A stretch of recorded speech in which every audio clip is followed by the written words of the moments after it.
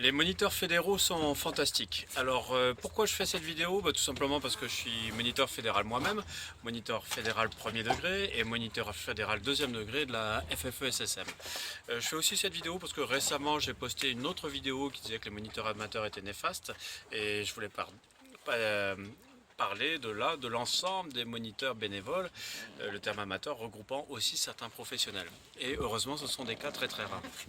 Alors les MF1 ou les MF2, que ce soit de la FFSSM ou de la FFGT, sont absolument fantastiques. Il faut savoir que ce sont des gens qui ont pris beaucoup de leur temps pour passer un diplôme et avoir le plaisir de transmettre leurs connaissances à des débutants ou des gens plus aguerris pour les former au niveau 1, 2, 3, 4.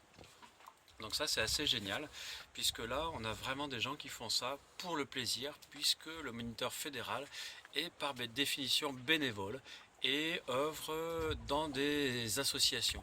Donc c'est des gens qui prennent sur leur temps pour transmettre leur passion, et ça c'est fantastique. Ensuite, ce qu'il faut savoir, c'est que le cursus, il n'est pas très simple, hein. Il faut beaucoup de temps pour passer son monitorat fédéral, surtout que les gens le font sur leur temps de loisir. Il faut compter une première semaine de stage initial qui sont organisés par des commissions techniques régionales généralement, hein, puisque très peu de sociétés en font. Enfin, en Provence, les sociétés ont interdiction de le faire.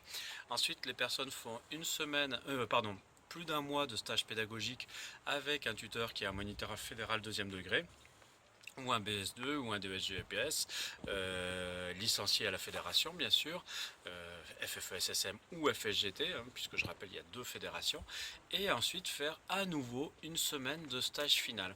Donc vous voyez tout ce cursus qui prend très souvent plus d'un an aux candidats, tout ça pour enseigner bénévolement. Ensuite, il y a aussi une autre raison pour laquelle les gens se tournent vers les monitorat fédéraux. Ça peut être pour avoir des allègements de parcours pour faire le DEJEPS, qui est le seul diplôme avec le BPJEPS qui permet d'être rémunéré en France. Donc chapeau les moniteurs fédéraux, c'est quand même extraordinaire de bénéficier de cette richesse, hein, des gens bénévoles qui prennent de leur temps pour se former, souvent sur leur propre denier, pour ensuite transmettre leur passion de la plongée. Donc un truc vraiment fantastique. Bravo, moi je suis passé par là et c'est vrai que parmi mes différents diplômes que j'ai passés, puisque j'ai plusieurs casquettes, les deux que je mémorise c'est mon niveau 4 et mon MF2. Tous les deux tout simplement parce qu'ils sont complets.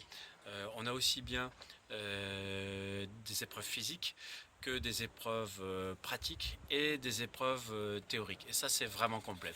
Le MF1, j'avais apprécié le stage pédagogique. Par contre, stage initial et stage final, un peu trop orienté sur la réflexion, sur la pédagogie, certes, qui est important, mais pas assez orienté